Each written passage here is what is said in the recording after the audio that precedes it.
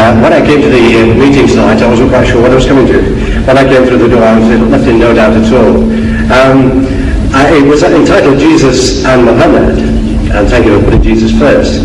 I'm sure you'll accept that you did not put the case for Christianity as a Christian would put it. I'm sure you, and that I can understand in an audience of this kind of already persuaded towards the Muslim way of thinking. Indeed, I would say that I, as an individual, would respect the Quran. I'm afraid you did not respect my holy book, which is the Bible, in quite the same way. In fact, I'm a teacher, and in my classroom, I've got a television which is fixed to the wall.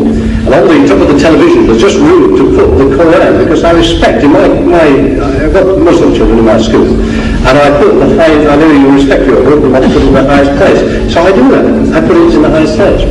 Now, what I'm saying to you is this: you've not really given, in my opinion anyway, the Christian loving and forgiving, these are the two essential things, although you denigrate forgiveness for some reason, as highly as I would. But more than that, perhaps you answer this point. Muhammad, you talked a lot about Jesus, you talked a lot about our holy book. We're not talking much about Muhammad, or indeed the Quran too much. That's the missionary aspect of it.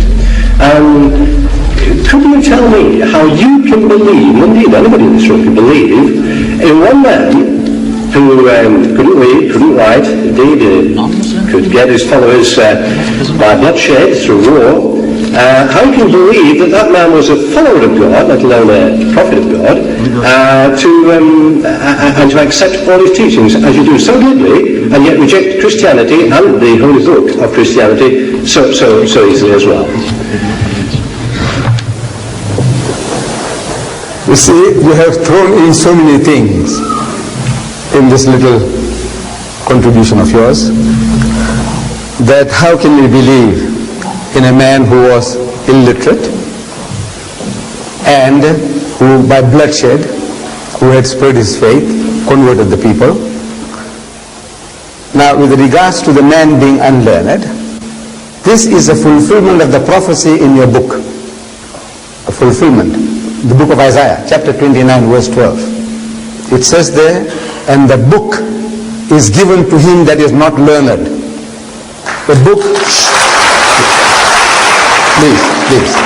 The book is given to him that is not learned, saying read. And he says, I am not learned. Now, if you look for in the religious history of man, in the Bible, you will never find an occasion where any prophet of God, when given the message of God, he says, I am not learned.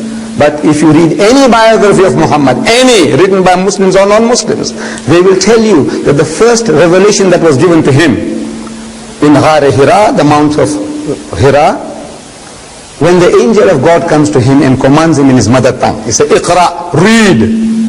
And Muhammad says, Ma ana biqari'in. He said, I'm not learned. So the angel of God commands him a second time, Iqra, read. And again he says, Ma ana biqari'in. He said, I'm not learned.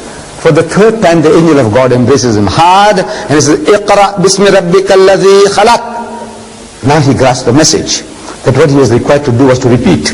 Because this Arabic word Iqra means to read, to recite, to rehearse, to repeat. And he repeats the words as they were given to him. Iqra bismi rabbika alladhi khalaq. Read in the name of thy Lord and Cherisher who created. Khalaq al-insana min alaq. Say, he who created man from a mere clot of congealed blood. Iqra wa rabbuka al-akram. So read and thy Lord is most bountiful. So he says, Iqra wa rabbuka al-akram. So allazi allama bil kalam. So he who taught the use of the pen. So he says, allazi allama bil kalam. So allama al-insana ma lam ya'lam. Taught man that which he knew not. The very fact that the man is unlearned is a proof that this book is a book of God.